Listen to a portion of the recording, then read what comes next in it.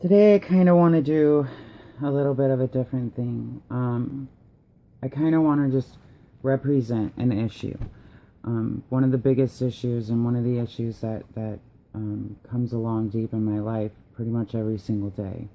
Um, you know, a lot of people and a lot of things are going around about the transgenders and transgender community and cross-dressers and people who feel like themselves and they just want to be comfortable with themselves and be themselves out in public and love themselves for who they are.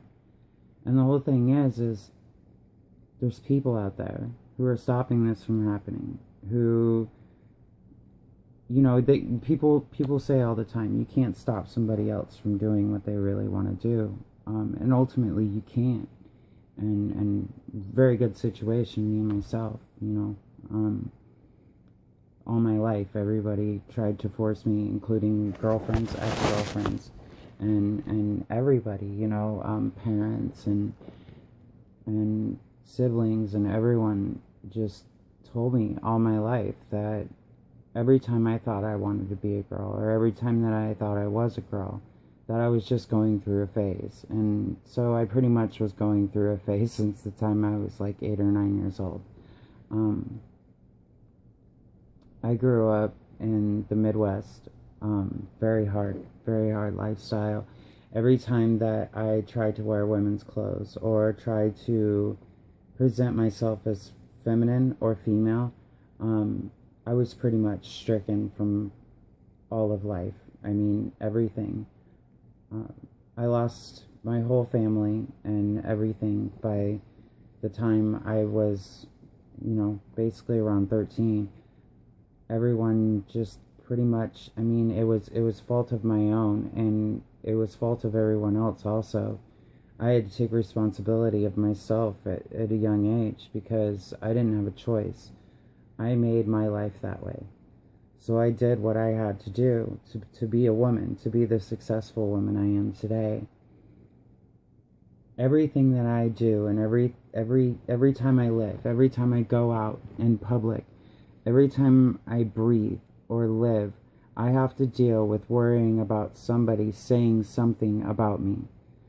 Whether that's just going out, walking out the door and it's my neighbors, or whether that's going to the store and just walking to the store. And I do realize that probably about 60% of the time, 60 to 70% of the time, if they're looking at me or staring at me, they're looking at me or staring at me because, well, I'm very pretty. And I realize this, and I get that. I understand that completely. The one thing that people don't understand is the criticism I really get, and the little small things, I'll be dressed completely like a girl, and, some of you know that I'm a little, and some of you don't. And some of you also know that I'm DS, which is Dom submissive relationships. I live in at that as that lifestyle. I live as a little all the time. That's why I'm so loving and so caring, and that's why I have so much heart, because I just want everybody to be free, just like a kid. I think that my biggest issue and my biggest problem in my transition and in my life is the same biggest issue and the same exact problem that all transgenders are having, and that I hear all the time. It's not the big things. It's not the people coming after us, telling us, the way we look or how we are. It's the small things and the people who say the most ignorant things.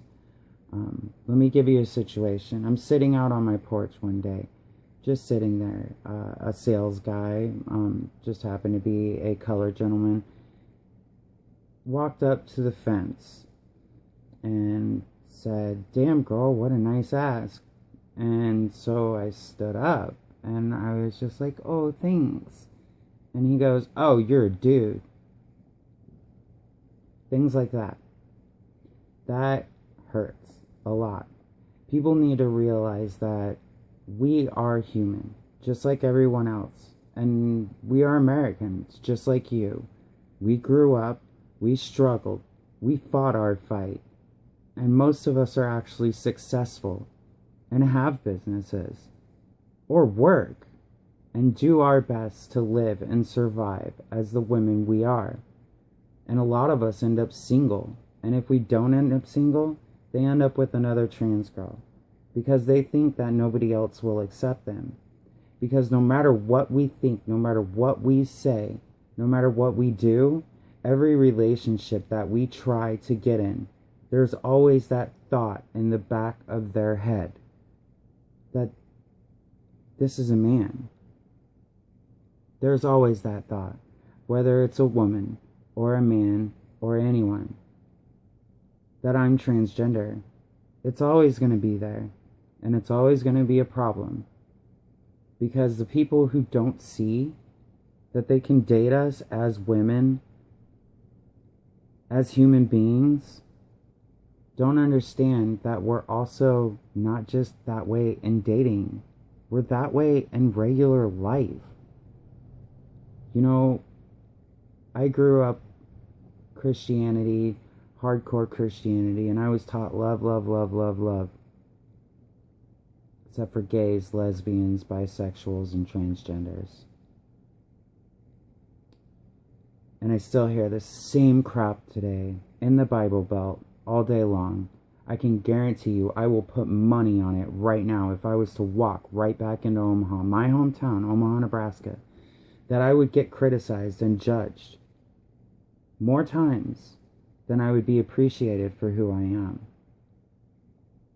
Unless if I was wearing makeup, because then they wouldn't be able to tell. And that's sad, because the Bible Belt is still the Bible Belt, and the Bible Belt needs to learn that love is love, and we are human, and we are people, so love us just the same. Thank you, everyone.